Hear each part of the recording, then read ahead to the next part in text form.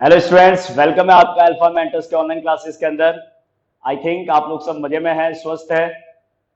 देखिए स्टूडेंट्स, बात करते हैं स्टैटिस्टिक्स के लास्ट टॉपिक के बारे में, that is the graphical representation of cumulative frequency distribution. Last class में जरूर मैंने आपसे बहुत शॉर्ट के अंदर आपको बता दिया था कि कम्युलेटिव फ्रीक्वेंसी को कंस्ट्रक्ट कैसे करते हैं फ्रॉम द फ्रीक्वेंसी कॉलम। लेकिन साथ ही मैंने आपसे प्रॉमिस भी किया था कि नेक्स्ट क्लास में जब मैं आऊंगा तो डिटेल में बात करेंगे कि कम्युलेटिव फ्रीक्वेंसी को क्यों रिप्रेजेंट किया जाता है और इसको कंस्ट्रक्ट करने का, एडिशन करके इस तरीके से कंस्ट्रक्ट करने का रीजन क्या होता है। तो कम्युलेटिव फ्रीक्वेंसी का जो मेन पार्ट है, मीडियन का तो है ही है। मीडियन के क्वेश्चंस में from frequency we have to make a cumulative frequency column, but the important thing is that now we have to discuss a topic that is the graphical representation of cumulative frequency distribution. देखिए, एक बात आपने बहुत अच्छे से जान रखी है, सुन रखी है क्या, that a picture speaks more than words. जी हाँ students, a picture speaks more than words. तो बिल्कुल इसी स्टेटमेंट को जस्टिफाई करने के लिए ही मैथ्स में भी कुछ स्टैटिस्टिकल ऐसी इंफॉर्मेशन होती है जिसको डेटा के साथ रिप्रेजेंट तो किया ही जाता है, लेकिन उसको ज्यादा बेटर तरीके से समझने के लिए आप उसी का ग्राफिकल रिप्रेजेंटेशन करते हैं। 8 क्लास में आपने हिस्टोग्राम बार ग्राफ के साथ वर्क किया था। 9 क्लास में आपने bar graph, histogram, frequency polygon curve के साथ वर्क किया था। And finally in class 10 we are going to represent here, we are going to discuss here that the cumulative frequency distribution. तो no doubt cumulative frequency distribution term को detail में clear करेंगे कि क्या होता है और उसका ग्राफिकल रिप्रेजेंटेशन का क्या नाम होता है, किस तरीके से ग्राफिकल रिप्रेजेंटेशन परफॉर्म किया जाता है, इन सब के बारे में अपने डिस्कस करते हैं। तो सबसे पहला पॉइंट ये कि cumulative frequency distribution का जो ग्राफिकल रिप्रेजेंटेशन होता है that is called OZIL। देखिए, लिखा तो ओ जी जाता है, लेकिन इसका जो प्रोनाउंसिएशन है वो ये रहेगा, ध्यान रखिएगा, दैट इज ओजिव। आप इसको ओगिव नहीं बोलेंगे, जी नहीं होता है, जी साइलेंट रहता है, जे होता है, जे ओ जीव। ध्यान रखिएगा, ओगिव कोई प्रोनाउंसिएशन नहीं है। The correct pronunciation of the this word is ogive. Ogive करके रिप्रेजेंट करते हैं, ध्यान रखिएगा। अब आप सोचेंगे कि ये क्यों नाम दिया गया, तो मेरे पास में भी कोई आंसर नहीं है। आपको पता है मैथ्स में या किसी भी तरीके से जब भी कोई डिफरेंट नेम्स आता है तो वो किसी न किसी से रूट वर्ड से बन के आता है, तो किसी रूट वर्ड से ये भी वर्ड बना होगा। अपने को तो सिर्फ इतना सा मतलब समझना है कि इस ओजिव का मतलब होता है graphical representation of cumulative frequency distribution. तो बात करते हैं कि कितने टाइप्स के कम्युलेटिव फ्रीक्वेंसी डिस्ट्रीब्यूशन बनते हैं। आपने मीडियन के क्वेश्चंस में तो सिर्फ फ्रीक्वेंसी टू सीएफ कंस्ट्रक्ट करना सीखा था, लेकिन यहां पे मैं डिटेल में आपसे बात करूंगा दो टाइप्स के कम्युलेटिव फ्रीक्वेंसी डिस्ट्रीब्यूशन के बारे में। The first one is less than type and the second one is more than type. Less than type and more than type cumulative frequency distribution, more than type cumulative frequency distribution. ध्यान रखिएगा, जो भी आपका graphical representation होता है वो cumulative frequency distribution का part है, वो फ्रीक्वेंसी डिस्ट्रीब्यूशन का पार्ट नहीं है।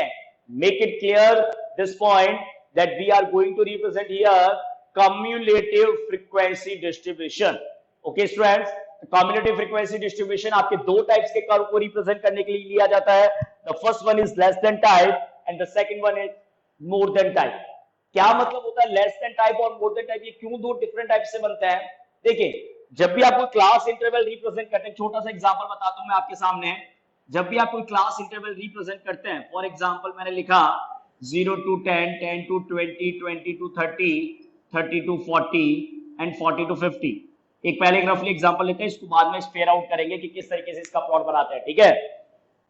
तो अगर आपकी ये क्लास इंटरवल है तो सारे क्लास इंटरवल्स में एक सिंपल सी कॉमन बात होती है क्या, that each class interval has a lower limit and has a upper limit. Every class interval in a given distribution has a lower limit and a upper limit. अगर 0 to 10 class interval की बात करें तो lower limit 0 है, upper limit 10 है।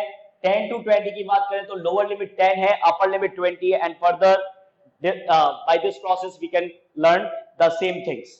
Okay, तो lower limit and upper limit का concept clear है। सेकंड पॉइंट, कंटिन्यूअस होना जरूरी है। और ग्राफिकल रिप्रेजेंटेशन पे जो भी क्वेश्चन आएगा उसमें 100% कंटिन्यूअस ही मिलेगा आपको। मीन, मोड, मीडियन के क्वेश्चंस में डिसकंटिन्यूअस भी हो सकता है, तो आप उस डिसकंटिन्यूअस को कंटिन्यूअस में चेंज कर दीजिए फर्स्ट, और उसके बाद उसका फर्दर वर्क कीजिएगा जो प्रोसीजर आपको सिखाया था। लेकिन ग्राफिकल रिप्रेजेंटेशन जब आता है तो 99 और 100% आप कह सकते हैं कि कंटिन्यूअस डिस्ट्रीब्यूशन ही होगा। और इसमें भी मैं फिर आपको कह दूं कि अगर सपोज दैट डिसकंटिन्यूअस भी है, so first change in the continuous frequency distribution.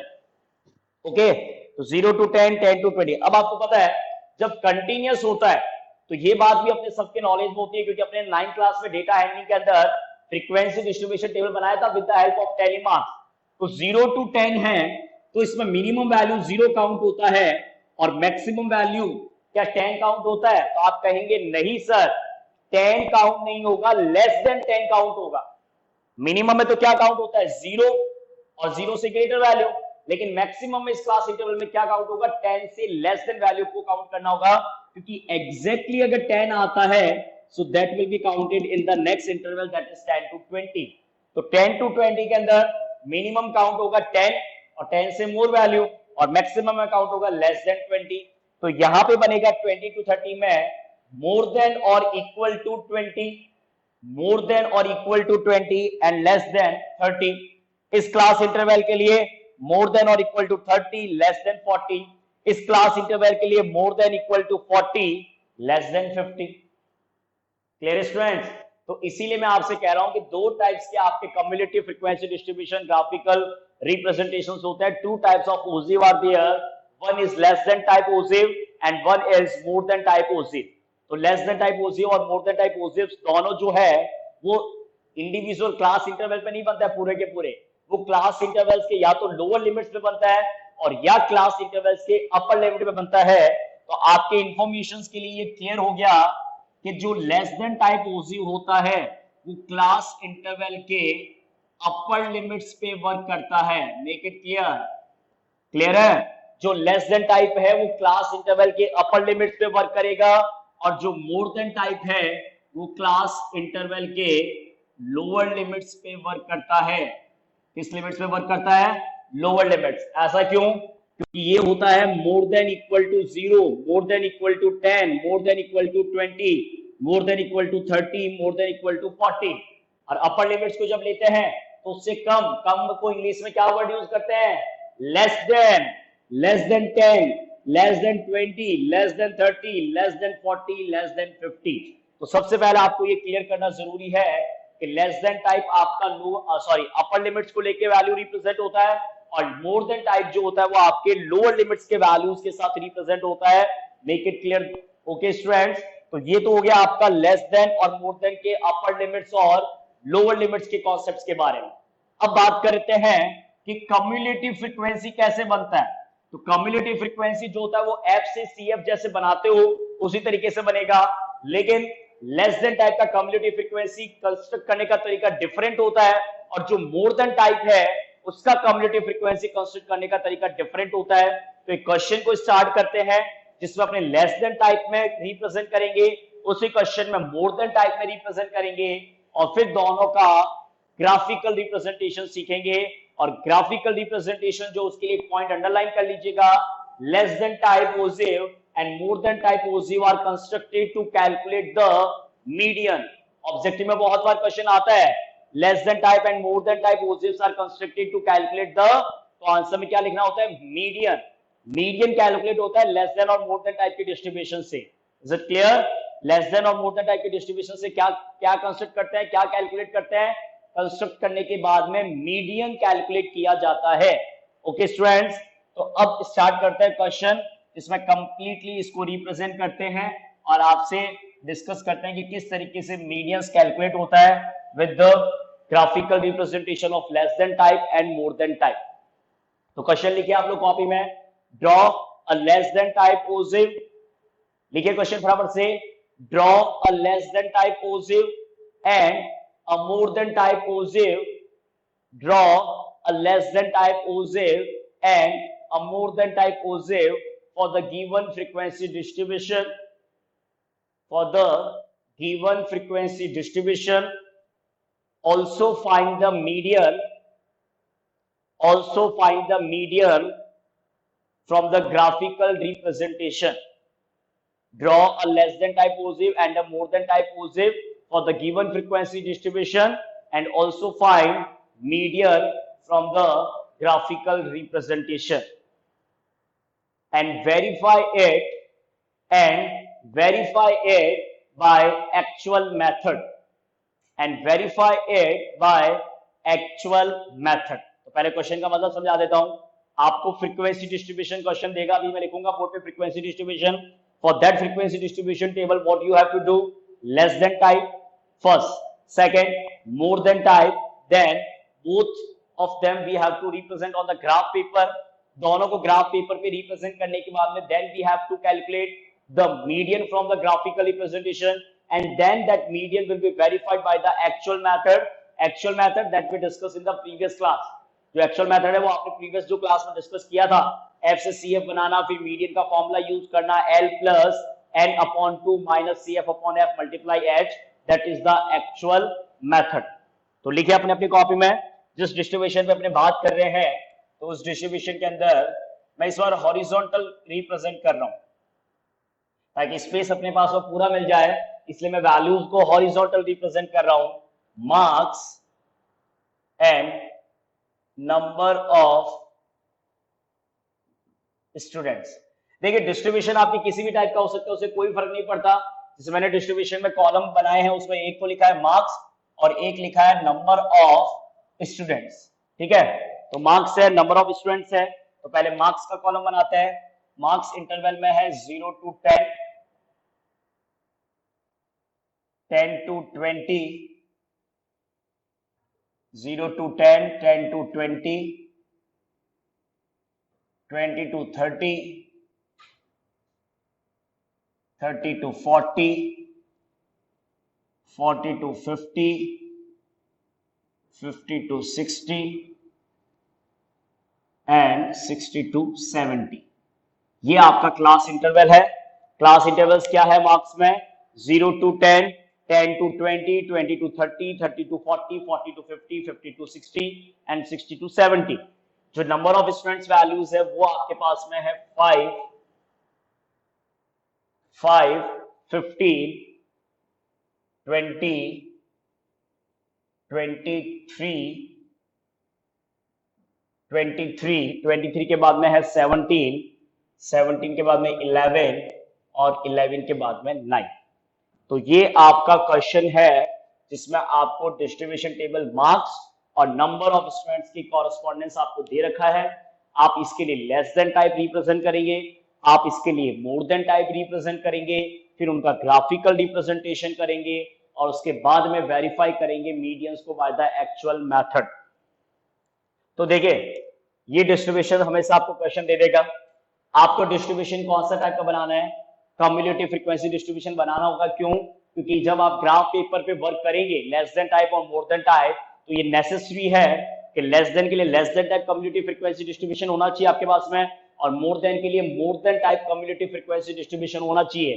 तो देखिए इसको भी मैं इसी कॉलम्स के साथ बनाऊंगा ताकि स्पेस अपने पास में पूरा रहे। तो यहाँ पे जैसे मार्क्स था, तो अब जो डिस्ट्रीब्यूशन बना रहे हैं वो डिस्ट्रीब्यूशन आपका पहले तो बन रहा है लेस देन, और लेस देन के साथ जब वैल्यूज रिप्रेजेंट करते हैं तो वहां पे लिखते हैं cumulative frequency.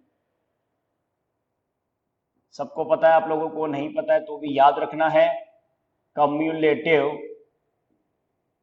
Frequency CF। Clear है? तो लेस देन टाइप कैसे बनता है, उसका कम्युलेटिव फ्रीक्वेंसी कैसे बनेगा, उसके बारे में डिस्कशन कर रहा हूं मैं आपसे। तो देखिए अभी अभी मैंने आपसे डिस्कशन किया था कि लेस देन टाइप के लिए जब आप वर्क करोगे तो लेस देन टाइप हमेशा कौन से लिमिट्स की वैल्यूज के साथ रिप्रेजेंट होता है, बताइए। कोई भी इंटरवल जब रिप्रेजेंट करते हो तो उसमें लोअर लिमिट होता है, अपर लिमिट होता है। अपर लिमिट्स यूज होती है लेस देन टाइप के अंदर और लोअर लिमिट्स होती है मोर देन टाइप के अंदर। उसका रीजन मैंने आपको क्लियर किया था, क्योंकि जो लोअर लिमिट्स होती है वो तो उस इंटरवल में काउंट होता है, लेकिन अपर लिमिट उस इंटरवल में काउंट नहीं होता है। इससे सीधा सीधा याद रखने का तरीका होता है कि अपर लिमिट्स होता है वो लेस देन के लिए रिप्रेजेंट होता है, और लोअर लिमिट जो होता है वो मोर देन के लिए रिप्रेजेंट होता है। तो लेस देन डिस्ट्रीब्यूशन है और उसके साथ में फ्रीक्वेंसी नहीं होता है। लेस देन मोर देन जहां पे भी आप रिप्रेजेंट करेंगे तो वहां हमेशा कम्युलेटिव फ्रीक्वेंसी ही शो होगा।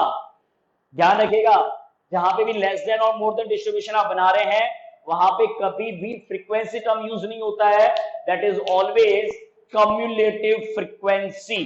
क्लियर है? वो हमेशा क्या रहेगा? कम्युलेटिव फ्रीक्वेंसी रहेगा। चलिए स्टार्ट करते हैं कि किस तरीके से इसको कंस्ट्रक्ट करते हैं। तो लेस देन में सभी इंटरवल्स के अपर लिमिट पे काम करना है। लेस देन में सभी इंटरवल्स के अपर लिमिट पे काम करना होता है। तो या तो थ्योरेटिकल लिखो लेस देन या लेस देन का साइन लगा दो। तो सबसे पहले इंटरवल का अपर लिमिट है 10, तो सबसे पहले वैल्यू में बनेगा लेस देन 10। क्लियर? सेकंड के साथ है तो लेस देन 20। ओके, थर्ड के साथ है तो लेस देन 30, फोर्थ के साथ है तो लेस देन 40, फिफ्थ के साथ है तो less than 50, next less than 60 and next less than 70। क्योंकि लास्ट इंटरवल आपका 60 टू 70 है, तो लास्ट इंटरवल अगर 60 टू 70 है तो आपका इस तरीके से एक्सप्रेशन बन जाए। आप कॉपी में तो वर्टिकल फॉर्म में लिखेंगे, मैं यहाँ पे प्रॉपर स्पेस रहे रिप्रेजेंटेशन में, इसलिए हॉरिजॉन्टल फॉर्म में रिप्रेजेंट कर रहा हूं ताकि इधर वो बना देंगे, इधर उसका ग्राफिकल रिप्रेजेंटेशन करते हैं। ठीक है, तो ये तो हो गया मार्क्स और नंबर ऑफ स्टूडेंट जो गिवन था। लेस देन में आपने सारे इंटरवल्स के अपर लिमिट को यूज कर लिया। ये लेस देन का साइन होता है, लेस देन का साइन होता है 10 फर्स्ट इंटरवल के लिए, less than 10, less than 20, less than 30, less than 40, less than 50, less than 60 and less then 70। Clear है?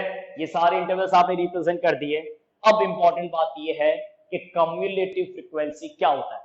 अब देखिए, एक मैं सिंपल सा डिस्कशन आपके साथ करूंगा, आप मेरे साथ चाहे लाइव है नहीं है, लेकिन आप बिल्कुल लाइव की तरह ही मेरे को रिप्लाई कीजिएगा जब आप इस वीडियो को देख रहे हैं। तो देखिएगा, अब एक सिंपल सा मेरा क्वेश्चन है कि आप इतना तो जानती हैं कि 0 to 10 मार्क्स स्कोर करने वाले स्टूडेंट्स है 5, 0 to 10।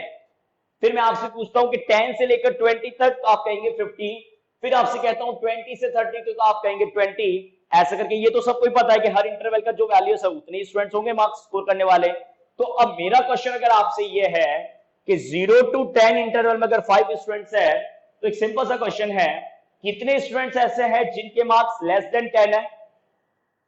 कम्युनिटी का मतलब होता है कि टोटल करके बताना, जो आपसे पूछ रहे हैं ना उसका टोटल एडिशन जो होता है ना, वो कम्युनिटी फ्रीक्वेंसी बनता है। तो इस गिवन इंटरवल से आप ये बता सकते हैं कि कितने नंबर ऑफ स्टूडेंट्स है जिनका स्कोर 10 से लेस है। तो 10 से लेस स्कोर में बिल्कुल सही बात है ये कि जो इंटरवल 0 to 10 में है वैल्यू फ्रीक्वेंसी का, वो ही लेस देन 10 के अंदर आएगा। क्यों? क्योंकि जब इंटरवल 0 to 10 के बीच में है तो वो सारे बच्चे 10 से स्कोर कम करने वाले हैं, तभी तो वो 0 to 10 में इंक्लूड हुए हैं। तो लेस देन 10 के अंदर कम्युलेटिव फ्रीक्वेंसी में वैल्यू क्या आएगा? 5 आएगा, जो 0 to 10 का एक्चुअल में है। अब अपने को लेना है लेस देन 20। तो जब अपने को नंबर ऑफ स्टूडेंट्स लेने हैं जिनका स्कोर लेस देन 20 है, तो डेफिनेटली लेस देन 20 में लेस देन 10 वाले भी इंक्लूड होंगे। देखिए, आपके पास में दो ग्रुप है, एक है लेस देन 10 वाले, एक है लेस देन 20 वाले। तो जो लेस देन 20 वाला ग्रुप बनेगा उसमें ये फर्स्ट वाला ग्रुप आएगा, ये नहीं आएगा।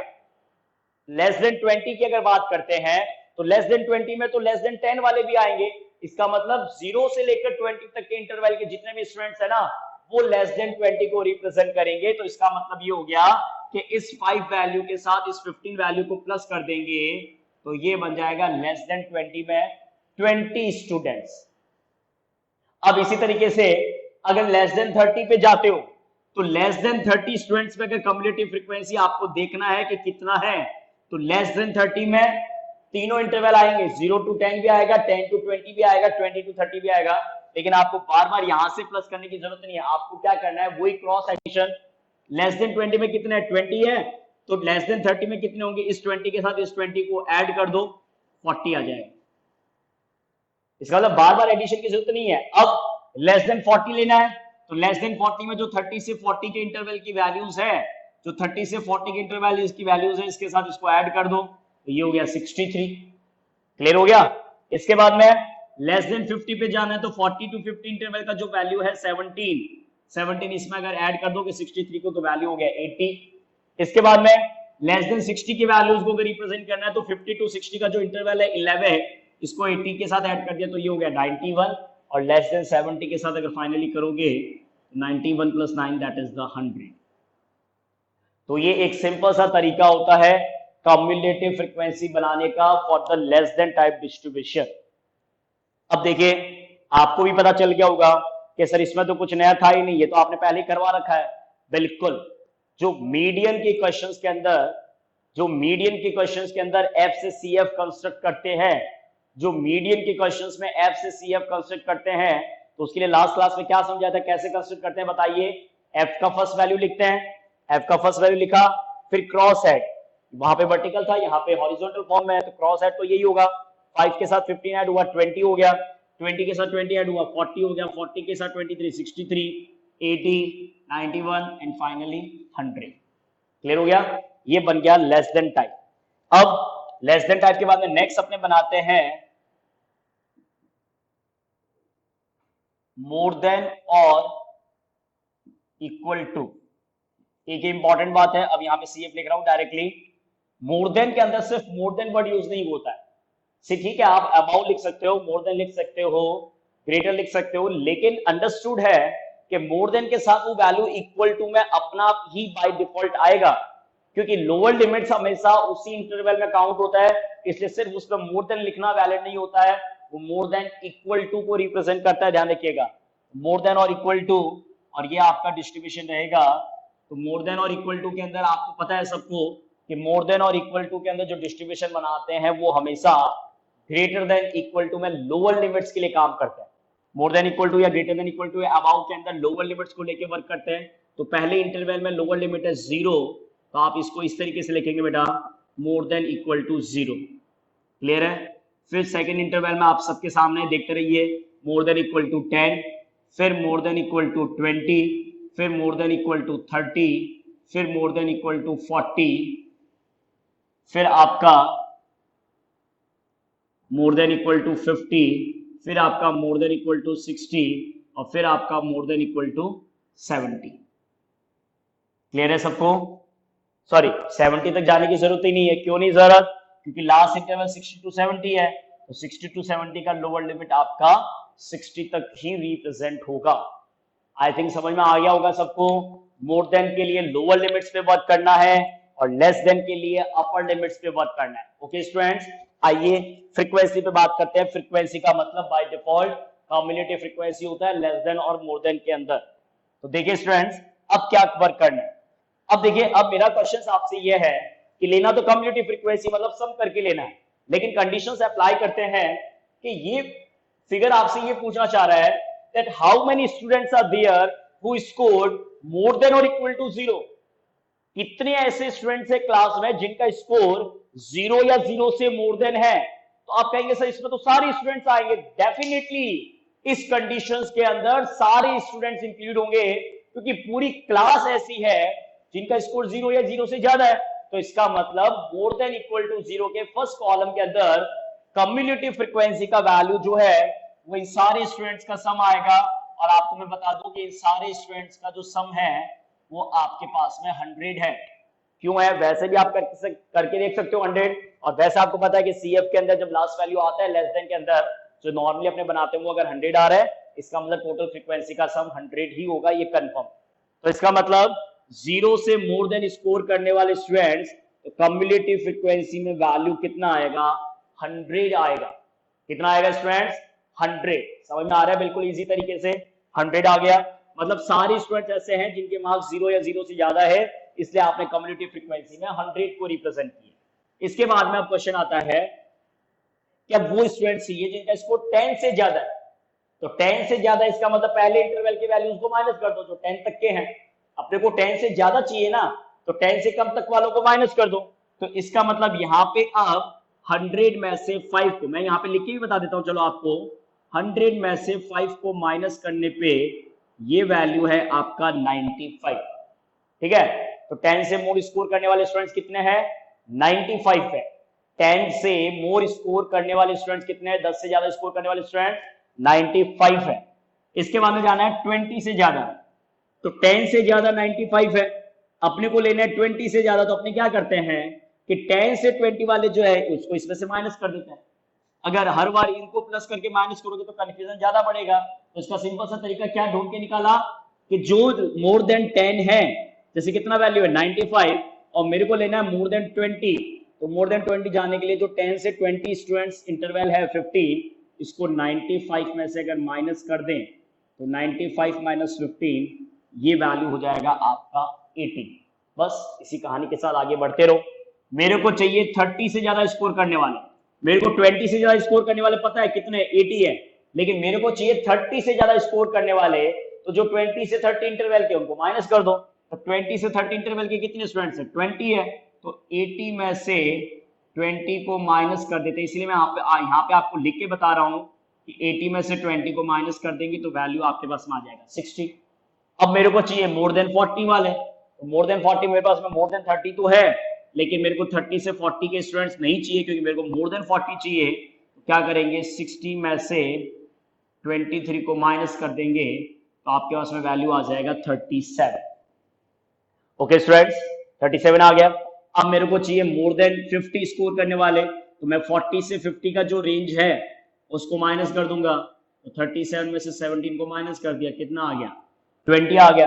और लास्ट मेरे को फाइनली चाहिए 60 से ज्यादा स्कोर करने वाले स्टूडेंट, तो 60 से ज्यादा स्कोर करने वाले स्टूडेंट, तो मेरे पास में 50 से ज्यादा स्कोर करने वाले स्टूडेंट तो है, क्लास में 50 से ज्यादा स्कोर करने वाले स्टूडेंट्स कितने हैं, 20 है, लेकिन मेरे को सिर्फ चाहिए 60 से ज्यादा स्कोर करने वाले, तो 60 से ज्यादा अगर स्कोर करने वाले स्टूडेंट्स चाहिए, 60 से अगर ज्यादा स्कोर करने वाले स्टूडेंट्स चाहिए, तो जो 50 टू 60 का इंटरवल है उसको माइनस कर दो, तो 20 में से 11 को माइनस करेंगे तो 9। और देखिए आप कितने सही है या कितने गलत है, इसका भी मैं आपको डिसीजन लेने का तरीका बता देता हूं।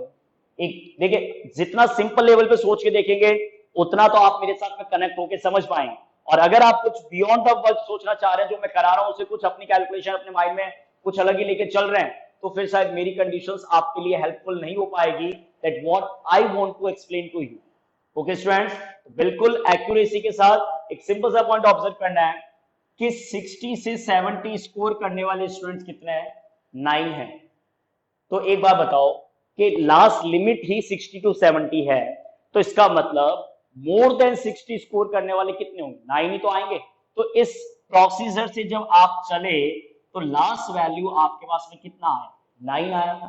तो मोर देन में तो आप कितने सही है इसका क्रॉस चेक होगा कि जो फ्रीक्वेंसी का लास्ट वैल्यू है वो ही मोर देन के सीएफ का लास्ट वैल्यू होगा। यहां से सुन लीजिएगा, जो फ्रीक्वेंसी का लास्ट वैल्यू है वो सीएफ का मोर देन का लास्ट वैल्यू होगा, और जो फ्रीक्वेंसी का सम है, जो फ्रीक्वेंसी का सम है वो मोर देन का हमेशा फर्स्ट वैल्यू होगा, क्योंकि जो भी सबसे लोवेस्ट वैल्यू है, अगर उस लोवेस्ट वैल्यू से बाकी सारे वैल्यू से आपको ज्यादा वैल्यू चाहिए तो सारे फ्रीक्वेंसीज का सम होगा, और last interval last frequency value ही आएगा। और लेस देन में क्या होता है, लेस देन में जो फर्स्ट फ्रीक्वेंसी है वो कम्युनिटी फ्रीक्वेंसी में सेम रहता है, क्योंकि पहले इंटरवल को अगर लेना है तो पहले इंटरवल का वैल्यू वही रहेगा, लेकिन अगर लास्ट वैल्यू को लेना है तो लास्ट वैल्यू फ्रीक्वेंसी का सम होता है, लास्ट वैल्यू फ्रीक्वेंसी का सम होता है। तो मैंने अपनी तरफ से दोनों कंडीशन से आपको रिलेट करना सिखा दिया, बेसिक्स तरीका भी समझा दिया लिखने का और समझने का, और अगर डायरेक्ट बिना किसी कंफ्यूजन के अगर आप खुद को समझा सकते हैं और डायरेक्ट लिखना चाहते हैं तो सबसे बेस्ट है लेस देन के लिए अपर लिमिट्स, मोर देन के लिए लोअर लिमिट्स, लेस देन के लिए अपर लिमिट्स, मोर देन के लिए लोअर लिमिट्स। लेस देन के अंदर सबसे इंटरवल में पहला वैल्यू वही आता है जो आपके पास में है, और इसको तो आप वैसे भी याद रख लो कि वैसे सीएफ बना लो जैसे नॉर्मली आप बनाते हो, तो उसमें तो कोई कंफ्यूजन नहीं है, नॉर्मल सीएफ जैसे बनाते हैं वैसे सीएफ बना लो। लेकिन अगर ये कंडीशन मोर देन के लिए बनाना है तो मोर देन में सबसे पहला आएगा टोटल सम, मोर देन में सबसे पहले आएगा टोटल सम, फिर इस टोटल सम के रेस्पेक्टिव एक एक वैल्यूज को जब आप माइनस करते चलेंगे तो लास्ट फ्रीक्वेंसी वैल्यू में 9 है, तो कम्युलेटिव फ्रीक्वेंसी वैल्यू में भी आपका 9 ही रिप्रेजेंट होगा। तो डिफिकल्ट तो बहुत है, लेकिन रिवीजन करेंगे, रिपीट करेंगे तो कोई प्रॉब्लम नहीं आएगा, और इजी तरीके से आप लेस देन और मोर देन टाइप्स की डिस्ट्रीब्यूशन बना लेंगे।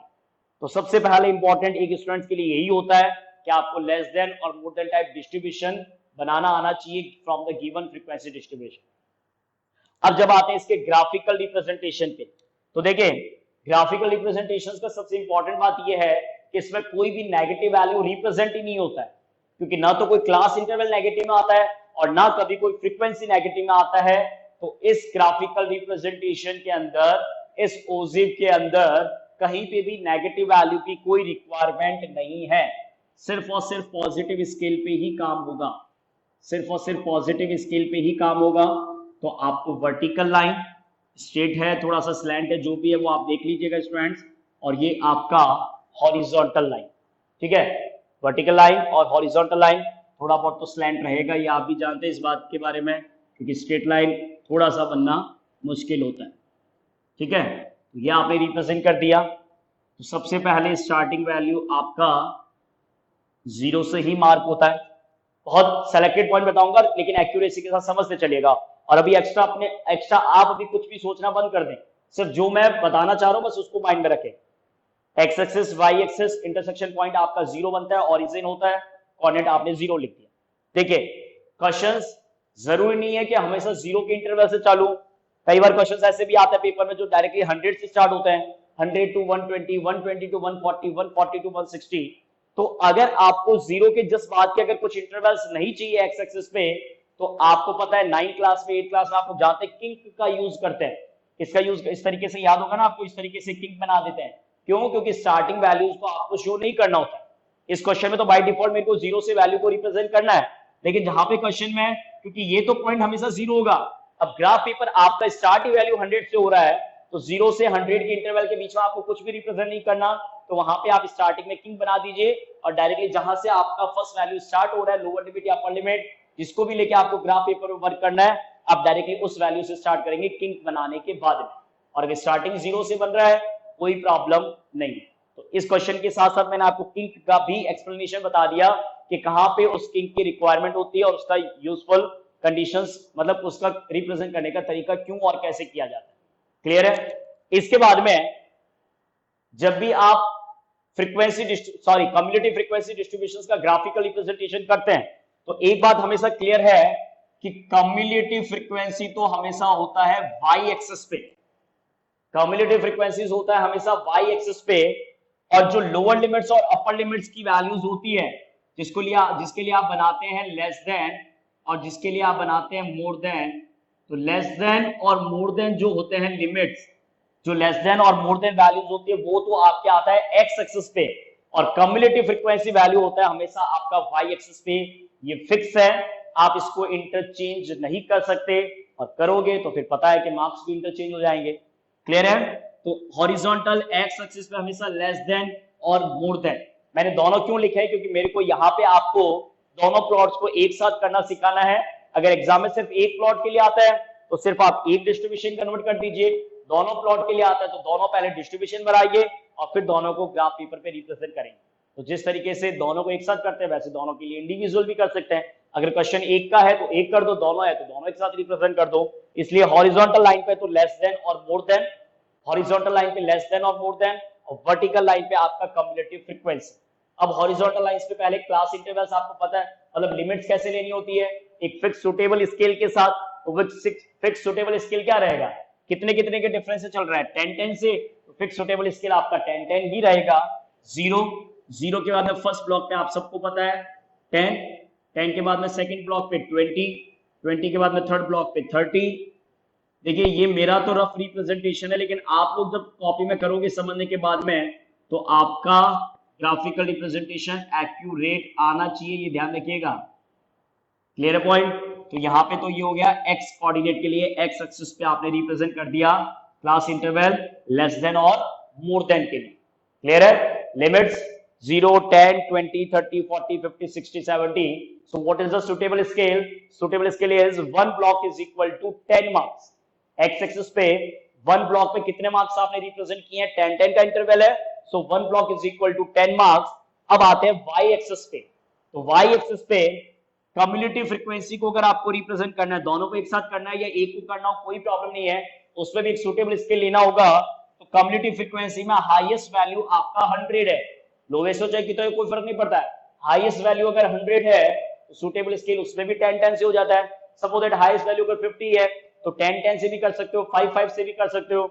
सुटेबल स्केल अगर हाईएस्ट वैल्यू 500 तक जाता है तो फिर 100 से जाना होगा। सुटेबल स्केल का मतलब आप सबको पता है कि किस तरीके से लेना होता है ताकि सारे वैल्यूज जो है वो ग्राफिकल रिप्रेजेंटेशन पे अच्छे से रिप्रेजेंट हो जाए। तो यहाँ पे वाई एक्सिस पे 1-1 ब्लॉक में मैं 10 स्टूडेंट्स को इंक्लूड कर रहा हूँ, देखिए ये एग्जैक्ट नहीं बन पाएगा क्योंकि कहीं ना कहीं डिफरेंस कम ज्यादा रहेगा, लेकिन मैं आपको सिर्फ रिप्रेजेंट कर रहा हूं कि कैसे आपको एक्यूरेट वर्क करना है। ठीक है, तो यह आपका डिस्ट्रीब्यूशन चल ही रहा है इस तरीके से, 70 तक हो गया। नेक्स्ट आपका 80, 80 के बाद में 90 और 90 के बाद में यहां पे जाके आपका 100 और ये है आपका कम्युलेटिव फ्रीक्वेंसी। तो देखिए बहुत एक स्टैंडर्ड तरीके के साथ आपने एक्स एक्सिस पे 1 block is equal to 10 marks. अगर सुटेबल स्केल की बात करें तो यहाँ पे आप लोग लिख सकते हैं क्या स्केल क्या बन रहा है, X axis 1 block is equal to 10 marks, Y axis 1 block is equal to 10 students, क्योंकि ये नंबर ऑफ स्टूडेंट्स की वैल्यूज है इसलिए मैंने 10 से नंबर ऑफ स्टूडेंट्स को रिप्रेजेंट कर दिया। अब बहुत सिंपल तरीके से आपको इस पे वर्क करना है, आइदर आप पहले लेस देन को प्लॉट कर लो, आइदर आप पहले मोर देन को प्लॉट कर लो, कोई प्रॉब्लम नहीं है, कोई फर्क नहीं पड़ेगा। ठीक है, 1 to 1 वैल्यूज को आपको मार्क करना है। कैसे मार्किंग करनी है, 7th 8th क्लास में एक्स कोऑर्डिनेट वाई कोऑर्डिनेट को रिप्रेजेंट करते थे ना, एक पॉइंट पे जाके मिला देते थे, मिलाना तो आता ही है, एक्स वैल्यू वाई वैल्यू जहां मिल गया वहां पे पॉइंट हो गया। तो देखिए मैं पहले लेस देन के लिए स्टार्ट करता हूं, लेस देन 10 में सबसे पहले 5 है।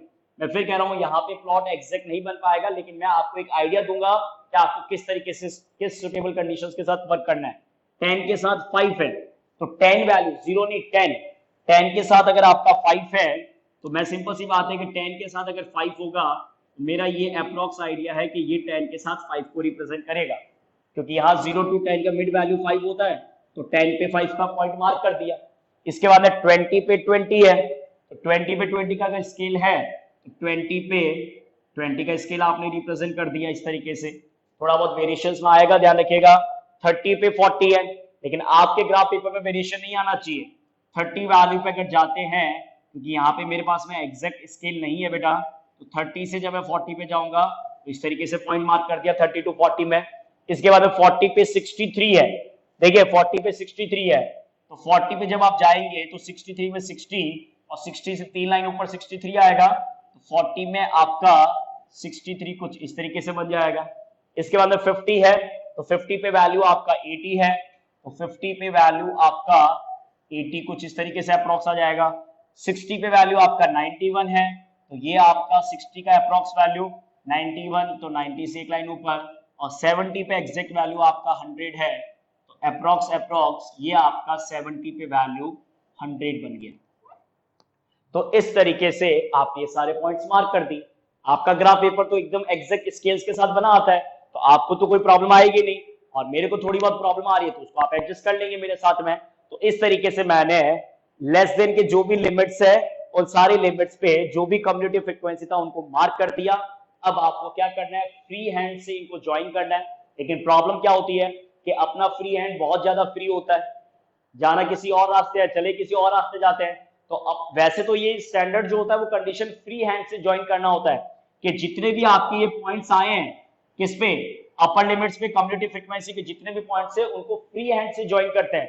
लेकिन अपने साथ में प्रॉब्लम क्या है कि फ्री हैंड्स काफी दिक्कत देता है, क्योंकि बहुत ज्यादा फ्री हैंड से अपने वर्क करते हैं, तो अपने थोड़ा बहुत स्केल का हेल्प लेके क्या करते हैं, इन सारे पॉइंट्स को स्केल से एक से दूसरे पॉइंट को इस तरीके से कनेक्ट करते रहते हैं। तो इस तरीके से जब आप इन सारे पॉइंट्स को कनेक्ट करोगे तो ये आपका जो बनेगा ये आपका हो गया कौन सा टाइप, लेस देन टाइप। जो ब्लू मार्कर से मैंने बनाया है ये आपका है less than type cumulative frequency. Okay students, कौन से टाइप का डिस्ट्रीब्यूशन है बताइए, less than type cumulative frequency distribution. अब मैं ब्लैक मार्कर से जो पॉइंट मार्क करूंगा वो होंगे मोर than type cumulative frequency distributions के। तो कैसे बनेगा देखिएगा अच्छे से बोर्ड पे। सबसे पहले मोर देन का लिमिट जो स्टार्टिंग वैल्यू है वो 0 से स्टार्ट हो रहा है, तो 0 पे कम्युलेटिव फ्रीक्वेंसी का पॉइंट कितना है, 100 है, तो मेरे को 0 पे सबसे पहले क्या मार्किंग करनी है, 100। ये देखिए एग्जैक्ट यहीं पे आएगा वाई एक्सिस पे, कम्युलेटिव फ्रीक्वेंसी का जो वैल्यू 100 है वो 0 पे मार्क करना है, तो 0 पे सबसे ऊपर में पॉइंट देखिए कितना है आपका, 100 है। ओके, इसके बाद में फिर वही, मेरे पास में तो सिर्फ आइडिया है, आपके पास एग्जैक्ट ग्राफ पेपर है, मेरे पास में सिर्फ आइडिया, ध्यान रखिएगा। 10 पे आपका 95 है, तो 10 वैल्यू पे, तो 10 पे स्केल जब जाएंगे तो 95 है, तो 90 और 100 के बीच में सॉरी कंटिन्यू। तो 10 पे आपका 95 है, तो 10 पे आपने 90 और 100 के बीच में 95 पे रिप्रेजेंट कर दिया। 20 पे आपका 80 है, तो देखिए 20 वैल्यू पे मैं जाऊंगा और 20 वैल्यू पे जाके देखिए, मेरे को तो एग्जैक्ट आइडिया थोड़ा सा कम लगेगा क्योंकि वेरिएशंस तो आना कंफर्म है। तो 20 पे मैंने अपने हिसाब से एक बार 80 पे मार्क कर दिया। अब वो एग्जैक्ट कितने वेरिएशंस पे है वो आप लोग देखते रहिएगा। 20 के बाद में 30 पे आपका 60 है, तो इस 30 वैल्यू पे आपका ग्राफिकल रिप्रेजेंटेशन 60 पे आ रहा है। ठीक है, 30 वैल्यू पे आपका 60 पे आ गया। इसके बाद में 40 वैल्यू पे आपका 37 है, तो 40 वैल्यू पे 37, 40 से कुछ लाइन नीचे ही होगा, तो अप्रोक्स ये आपका 40 पे 37 हो गया। उसके बाद में 50 पे आपका 20 है, तो 50 वैल्यू पे आपका 20 का रिप्रेजेंटेशन है, तो वो कुछ इस तरीके से रिप्रेजेंट हो जाएगा। और 60 वैल्यू पे आपका 9 है, तो 60 वैल्यू पे 10 से कम 9 कुछ इस तरीके से रिप्रेजेंट हो जाएगा। क्लियर है? तो ये सारे पॉइंट से आपके मोर देन के, जो कि 0 पे 100 से स्टार्ट होकर लास्ट 60 पे 9 पे जाके एंड हो रहा है, तो फिर से इन सारे पॉइंट्स को आपको फ्री हैंड से ज्वाइन करना है। क्लियर है? फिर से इन सारे पॉइंट्स को आपको फ्री हैंड से ज्वाइन करना है। देखिए, अब इसको मैं फ्री हैंड से कुछ इस तरीके से ज्वाइन करूंगा, पॉइंट टू पॉइंट। ये पॉइंट मैंने मिला दिया, फिर ये पॉइंट मिला दिया, फिर इस पॉइंट को ज्वाइन कर दिया, फिर इस पॉइंट को ज्वाइन कर दिया, फिर आगे इस पॉइंट को ज्वाइन कर दिया, और फिर वापस से इस पॉइंट को ज्वाइन कर दिया। तो जो ब्लैक मार्कर से प्लॉट बना है, ये आपका है more than type cumulative frequency. Okay students, तो हॉरिजॉन्टल लाइन पे आपके लेस देन और मोर देन टाइप डिस्ट्रीब्यूशन है। जो ब्लू मार्कर से रिप्रेजेंटेशन है वो आपका लेस देन टाइप। तो यहाँ पे मैंने मेंशन किया है, एग्जाम में आपको भी डिफरेंशिएट करके बताना पड़ेगा कि कौन सा मोर देन टाइप है, कौन सा लेस देन टाइप है, कौन सा मोर देन टाइप है, कौन सा लेस देन टाइप है। ये आपको डिस्ट्रीब्यूशन वहां पे पेपर में बताना पड़ेगा। कि अब जैसे सपोज दैट आपको पेंसिल ही है, तो आप एक को स्ट्रेट लाइन, एक को डॉट डॉट लाइन से भी रिप्रेजेंट कर सकते हो, या थोड़ा सा लाइट और डार्क करके, या अलग एक पेन से कर दो, एक पेंसिल से कर दो। तो जैसा भी कन्वीनियंट लगे वो आपको दोनों प्लॉट्स को बताना है कि एक लेस देन टाइप है और एक मोर देन टाइप डिस्ट्रीब्यूशन है। तो दोनों इस तरीके से आपके प्लॉट बन जाए। अगर सिर्फ एक इंडिविजुअल प्लॉट करना होता, अब देखिए अब आते हैं आगे के थ्योरी की। ये तो प्लॉट का तो काम हो गया। अब बस 5 मिनट का और इंट्रोडक्शन है। वो क्या है कि अगर आपके पास में दोनों प्लॉट्स पूछता है, तो आपने दोनों प्लॉट्स को बना दिया। इसके बाद में आपसे क्वेश्चन में पूछा गया था also find the median from the ogive, आपको मीडियन फाइंड आउट करना है। तो मैं आपको बताता हूं कि मीडियन का कैलकुलेट करने का तरीका क्या होता है। तो जो ग्राफिकल रिप्रेजेंटेशन आपने कंस्ट्रक्ट किया है उसमें लेस देन टाइप और मोर than type, less than type और मोर देन टाइप जिस पॉइंट पे इंटरसेक्ट होते हैं, लेस देन टाइप और मोर देन टाइप जिस पॉइंट पे इंटरसेक्ट होते हैं, अच्छे से देखिएगा कि लेस देन टाइप और मोर देन टाइप जिस पॉइंट पे इंटरसेक्ट हो रहे हैं, इसमें दो इंपॉर्टेंट बातें एनालिसिस की जाती है। एक तो ये कि जहां पे भी दोनों का इंटरसेक्शन हो रहा है, इस इंटरसेक्शन पॉइंट से जब आप y एक्सिस पे परपेंडिकुलर ड्रॉ करेंगे, देखिए मेरा थोड़ा बहुत वेरिएशन आएगा आपको पता है, लेकिन आप अपने कॉपी में एग्जैक्ट इस चीज को ऑब्जर्व कर पाएंगे क्या कि जहां पे दोनों पॉइंट का इंटरसेक्शन हो रहा है, इस इंटरसेक्शन पॉइंट से जब आप y एक्सिस पे परपेंडिकुलर ड्रॉ करेंगे, तो y एक्सिस पे परपेंडिकुलर ड्रॉ करने पे हमेशा इंटरसेक्शन पॉइंट वो होगा जो आपका वैल्यू n/2 दैट इज 100/2 50। आपको पता होगा, मैंने बताया था कम्युलेटिव फ्रीक्वेंसी में मीडियन के अंदर n फ्रीक्वेंसी का सम होता है। तो यहां पे फ्रीक्वेंसी का सम कितना है, 100 है। तो 100% जहां पे दोनों ग्राफ एक दूसरे को इंटरसेक्ट कर रहे हैं, इस इंटरसेक्शन पॉइंट से जो y एक्सिस पे परपेंडिकुलर वैल्यू आपको मिलेगा वो आपका n/2 वैल्यू होगा।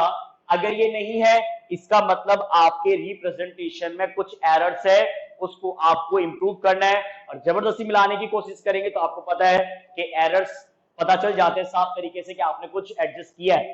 तो एग्जैक्टली आप जब इस प्लॉट को ग्राफ पेपर बना रहे हैं, तो जहां पे दोनों पॉइंट्स पे इंटरसेक्शन है, उस इंटरसेक्शन पॉइंट से जो y एक्सिस पे परपेंडिकुलर होता है, that is the value n/2। Make it clear, वो हमेशा n/2 ही आएगा।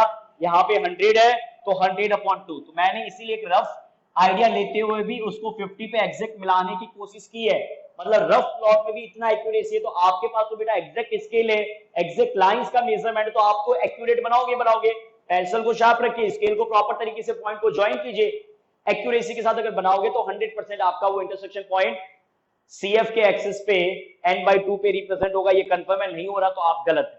इसके बाद में इसी इंटरसेक्शन पॉइंट से जब आप x एक्सिस पे परपेंडिकुलर ड्रॉ करते हैं, इसी इंटरसेक्शन पॉइंट से जब आप x एक्सिस पे परपेंडिकुलर ड्रॉ करते हैं, आपके पास में स्केल है, आप बहुत एक्यूरेसी के साथ वर्क कर सकते हैं। तो मैंने कुछ रफ आइडिया इस तरीके से ले लिया, और जहां पे x एक्सिस पे ये इंटरसेक्ट हो रहा है, देखिएगा अच्छे से, इस इंटरसेक्शन पॉइंट से y एक्सिस पे परपेंडिकुलर n/2 वैल्यू मिलेगा आपको, और x एक्सिस पे इंटरसेक्ट करने पे, x एक्सिस पे परपेंडिकुलर ड्रॉ करने पे जो वैल्यू आपको मिलता है, इसी वैल्यू को आप बोलते हैं क्या, इसी इंटरसेक्शन वैल्यू के पॉइंट को आप बोलते हैं मीडियन। जो यहाँ पे अगर मैं बात करूं कि 30 और 40 के एग्जैक्ट बीच में आ रहा है, देखिए आप जब करेंगे तो एग्जैक्ट वैल्यू मिलेगा। मैंने सिर्फ एक आपको आइडिया लेके बताया है कि परपेंडिकुलर ड्रॉ करने पे वो 30 से 40 के बीच में मिल रहा है, तो 30 से 40 के बीच में जो मिल रहा है वो आपका होता है median. So what is the median of given frequency distribution 35। अब वो एग्जैक्ट कितना एक्यूरेट है, इसको क्रॉस चेक करने के लिए आपको जाना होगा एक्चुअल मेथड पे, जो आप करते हैं L + n/2 - CF/F × H। तो वैसे इस क्वेश्चन का आंसर मेरे को मालूम है कि इस क्वेश्चन का एग्जैक्ट मीडियन आंसर 35 ही है, इसलिए मैंने उसको 30 और 40 के बीच में इंटरसेक्ट कराया है। आप एग्जैक्ट एक्यूरेसी के साथ जब कैलकुलेशन करेंगे तो आपको 30-40 के एग्जैक्ट मिड में मिलेगा।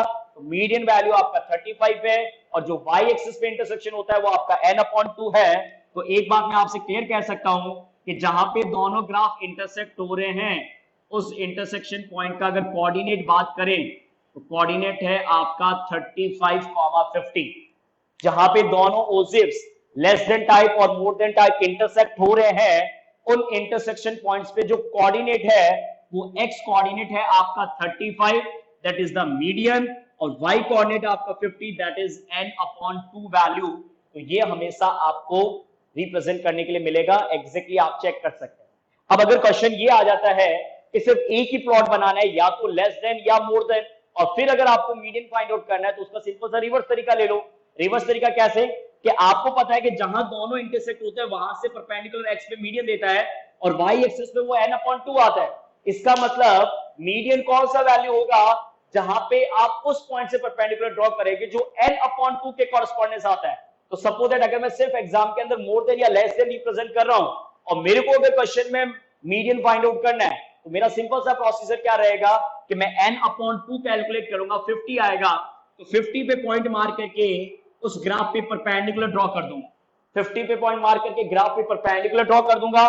तो जैसे ही 50 पे मार करके ग्राफ पे परपेंडिकुलर ड्रॉ करूंगा, तो ये परपेंडिकुलर जब वापस से x एक्सिस पे आएगा तो वैल्यू आपको मीडियन मिल जाएगा। तो उस कंडीशन में दोनों प्लॉट्स को जरूरत नहीं है करने की, तो आप मीडियन की वैल्यूज को सिंगल प्लॉट से भी फाइंड आउट कर सकते हैं, दोनों प्लॉट से भी फाइंड आउट कर सकते हैं, और इसको वेरीफाई वो प्रोसीजर आपको करना है।